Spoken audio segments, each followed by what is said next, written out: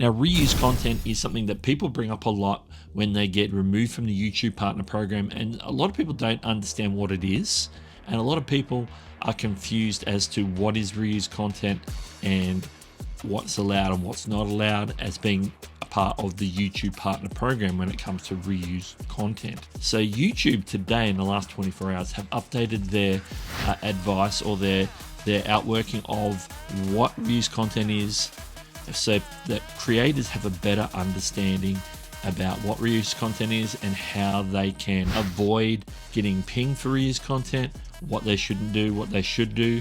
And the advice is good, the advice is improved. Now, that being said, the policy itself hasn't changed. The policy is still the same. They're just improving the communication of the policy so that hopefully creators have a better understanding on what reuse content is.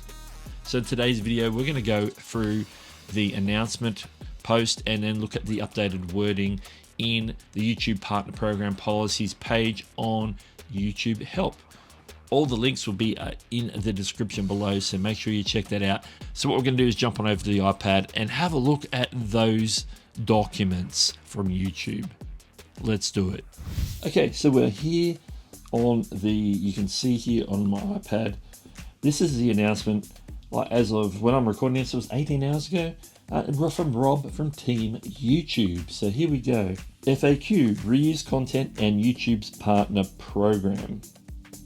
Hi creators, we've heard feedback that it can be hard to understand some of the policies we have for monetizing in our YouTube partner program, and our reuse content policy in particular has raised some questions. Hopefully this FAQ helps make this a little clearer and make it easier for you to avoid any run-ins with our policies on reuse content.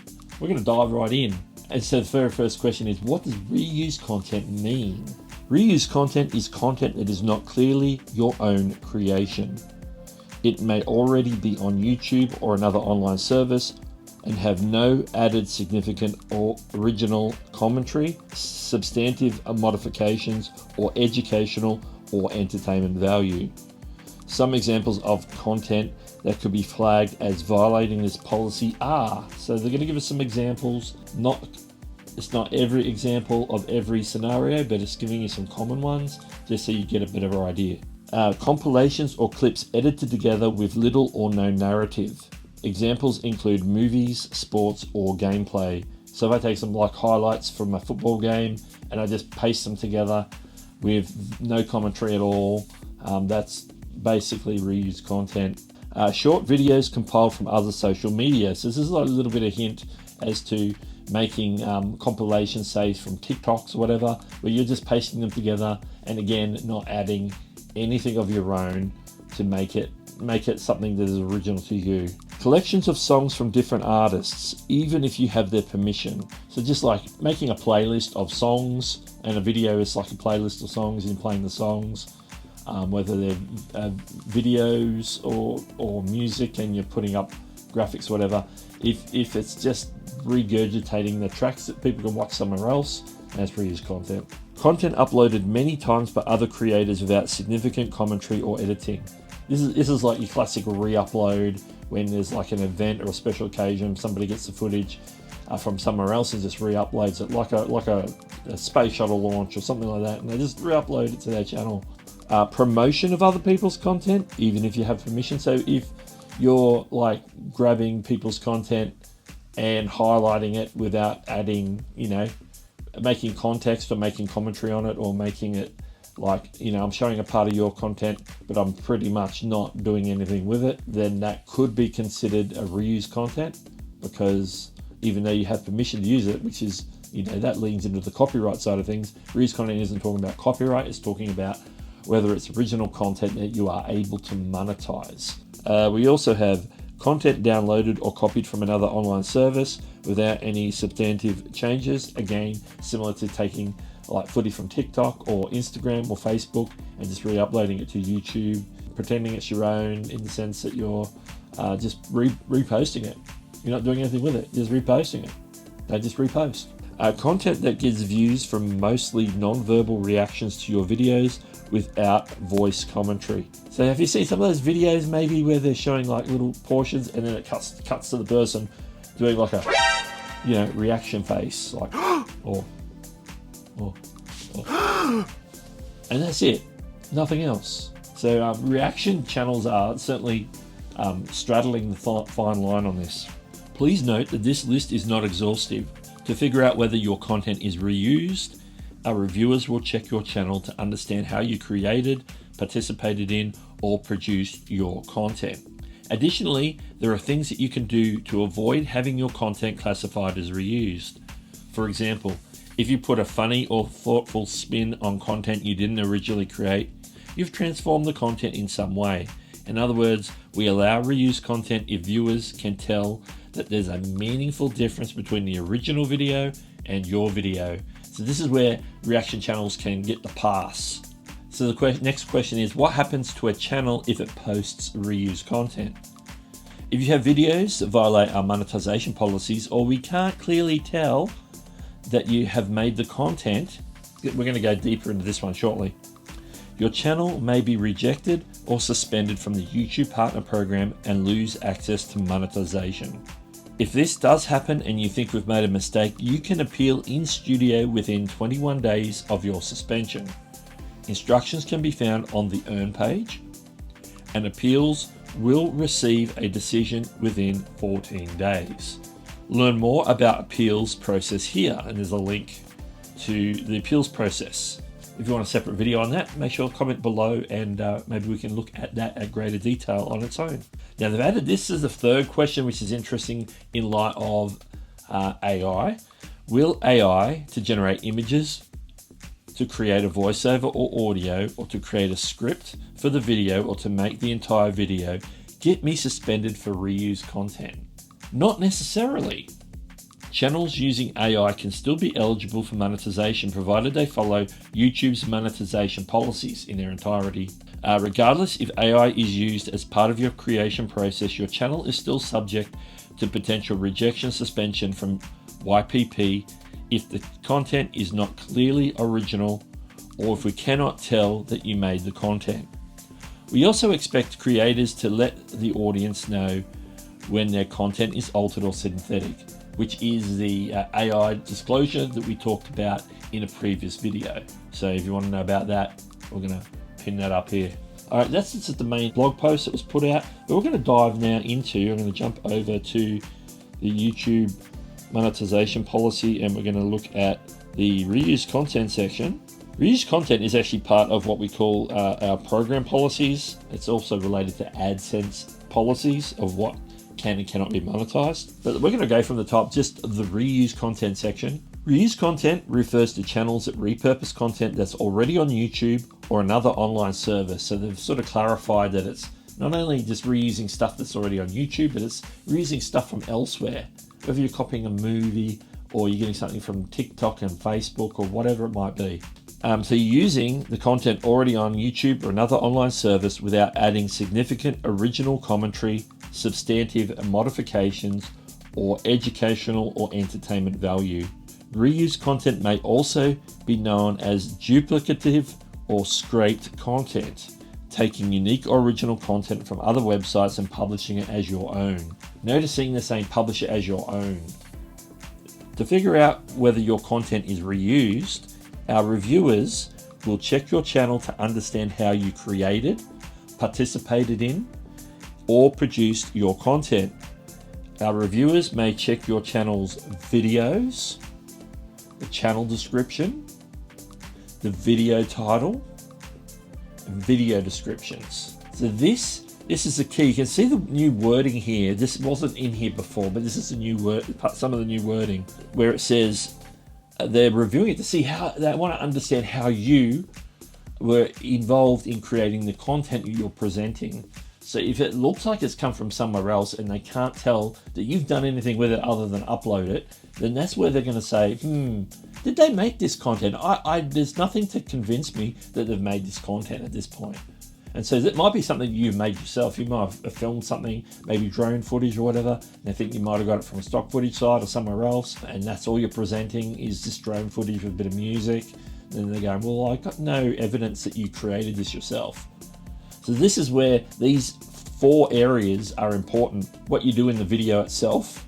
So how you put the video together could indicate that it is actually yours, or it could be vague and they can't tell. The channel description. Sometimes you might be grabbing content from something that might be on you might have multiple channels, and you might be repurposing something from that other channel. And I go, well, I'm sure that's from a different channel because our content ID system says that's on a different channel, that piece of footage there. You can note in your channel description that you own these other channels. That could help. The video title. So maybe if it's relevant, the video title could indicate what it is that you've done and what you are presenting is yours in some way without saying it. But probably the best place is the video description. So when it comes to a particular piece of content, the video description is the best place to indicate and show how you have been involved in making this content. So if there's any ambiguity, you can clarify it by saying this was filmed by me on my drone using such and such a model drone on this date at this location.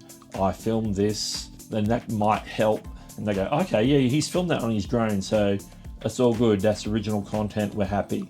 And so it could be something as simple as that, of clarifying how you made the content or how you came across that footage and how it's yours, or if it's somebody else's footage, how you've maybe transformed it in a way that's meaningful. Let's go in. They're going to give some more examples. Some of these might be repeated from the blog post, but we're going to go through it anyway. Before I do, I don't know if I finish this part here. Our reuse content policy applies to your channel as a whole. So they're going to say, look at the channel as a whole. Does this channel tend to reuse a lot of other people's content, or are they making original content? By and large, as a whole, overlooking it. And obviously, if you've got a high view video that could be influencing that could be an issue.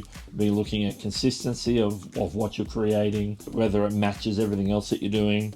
If you have any videos that violate our guidelines, or if we cannot clearly tell that you made the content, monetization may be removed from your entire channel. So where possible, use disclaimers in your video descriptions to say, hey, I made this and this is how I made it because I used this drone or I used this camera, I was at this location and the XYZ, or whatever's relevant to whatever the footage is that you're using. What is allowed to monetize? We want to reward creators for original and authentic content that adds value to viewers. Make sense? If you put a funny or thoughtful spin on content you didn't originally create, in line with our guidelines below, which we're going to get into, you've transformed the content in some way. It's fine to have this type of content on your channel, but individual videos may be subject to other policies like copyright. So remember, reuse content is a separate thing from copyright. Whether or not you're allowed to use content is one thing. Whether it's something that belongs to somebody else or not, and you've transformed it in some way, is another matter entirely. In other words, we would allow reuse content if viewers can tell there's a meaningful difference between the original video and your video. So if you're doing something, say like reaction channels is a classic thing. If you can clearly show that you are reacting to this original piece of content, you're not using it in its full, but you're reacting to the relevant parts, then you are probably going to be more likely okay if you are being very transformative and very providing additional value on top of the original content. Here's some examples of what you can monetize when it comes to things that may or may not be considered reuse content. This is good stuff. Some good examples of what you can do. Using clips for critical review. Basic fair use in this case also applies here. A scene from a movie where you've rewritten the dialogue and changed the voiceover. Replays of a sports tournament where you explain the moves a competitor did to succeed. Again, you're providing extra value. Reaction videos where you comment on the original video. Now that's very broad. That's open to interpretation. So that's interesting. That's interesting that they've left that so broad. Edited footage from other creators where you add a storyline and commentary. Edits to remix content on shorts, like adding original content to a song from our library or adding original video or audio segment from other videos to your content. So basically talking basic remixing on like with shorts and stuff is all good because You know, that's a functionality that's built into YouTube. You can't get pinged for functionality, using functionality that YouTube is providing. Content that primarily features the uploading creator in the video. So if you appear in the video in a significant way and you're presenting, then that's automatically original content. Like what I'm doing now, I'm on the video. It's not just me doing a voiceover or doing AI voice or anything and going boop, boop, boop, boop, boop, on my iPad, and you going, I'm trying to follow this. What are you trying to say? But here I am making a connection with you. People know that I'm making this video because I'm speaking in it here right now. You see my lips moving.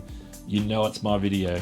Reuse content from other online sources where the creator is either visible in the content or explains how the creator added to the content. This is a bit wordy, this one. Maybe you appeared in somebody else's video and you're just referring back to it to say, hey, I was in this video, or is it this event? You can see me here, and you're talking about why you're in that event or why you were there. Even though it's somebody else's content, it's related to you and you're relating it back to you and your channel. All good. Edited footage with audio and visual effects on top of the video's reuse content that demonstrates substantive editing and shows it's unique to your channel. So basically, you're taking the original content and you're flipping it on its head, so to speak, and making it so that it is originally yours. You're not just reposting that portion and just leaving it play as is. You're doing something different to it. You're adding memes, you're adding music, you're editing it in a way that makes it different to the original. Now we get into content that violates the reuse content guideline. Taking someone else's content, making minimal changes, and calling it your own original work would be a violation of this guideline. So the changes you make to any video has to be substantive for it to be considered, otherwise it's still reused content. If we cannot tell that the content is yours, it may be subject to our reuse content policy, which we've talked about briefly. This policy applies even if you have permission from the original creator. Reuse content is separate from YouTube's copyright enforcement, which means it's not based on copyright, permission, or fair use. This guideline means sometimes you may not get claims against your content, but your channel may still violate our reused content guidelines. More examples of what's not allowed to monetize, and this list again is not exhaustive, these are just examples. Clips of moments from your favorite show edited together with little or no narrative. Short videos you compiled from other social media websites. Pretty clear. I think some of these are the ones we went through before. Collections of songs from different artists, even if you have their permission. I think this is exactly the same list. Content uploaded many times by other creators. Promotion of other people's content, even if you have permission. Content downloaded or copied from another online source without any substantive modifications. Content that gets views from mostly non-verbal reactions to your videos without added voice commentary. So they're exactly the same ones we went through in the other blog post. So that is the updated version of the reuse content policy in the YouTube Partner Program policy list. There's a whole other bunch of policies, but a lot of the other stuff is all the same when we're talking about repetitive, when we're talking about creator responsibility, integrity, and all those other things. The policies themselves have not changed, they've just updated their guidance, which is what this is and what we're going through today. Now, I'm sure you might have questions about the reuse content policy. If anything is not clear or you have questions, feel free to make sure you put a comment under this video. Now, the Creator Insider channel, the Creator Liaison interviewed the person who is in charge of the YouTube Partner Program, and they went through this in a very brief way, where I've gone through it in a little bit more detailed way, so you can check that video out as well. It'll be in the end card of this video, just so you know. Now, I want to reiterate some things. If you ever get pinged for reuse content, but it is actually all your original content, I want to refer back to earlier in the video where we talked about how you can indicate up front that content is actually yours and you made it fully. So using your video description and your channel description, you might want to even say it in your video in some way where it's not detracting from keeping the audience engaged, where you can just mention it in passing. So there's various ways, so make sure you into that. Now, when it comes to getting pinged, and maybe you're wrongfully pinged, there's an appeal process. Now, as I mentioned earlier, if you want me to do a video on what the appeal process is, according to the documentation YouTube have given, which you can go through, if you get removed from the YouTube partner program, there's an ability to appeal through the Earn tab on your studio dashboard. What it does involve is you not touching any content, not getting rid of any content, but actually just making a special video, and there's guidelines, and it's all in the information, which we can go through. You make a video where you explain how you made the content to show that this content is actually all 100% yours. So there's ways and means of doing it.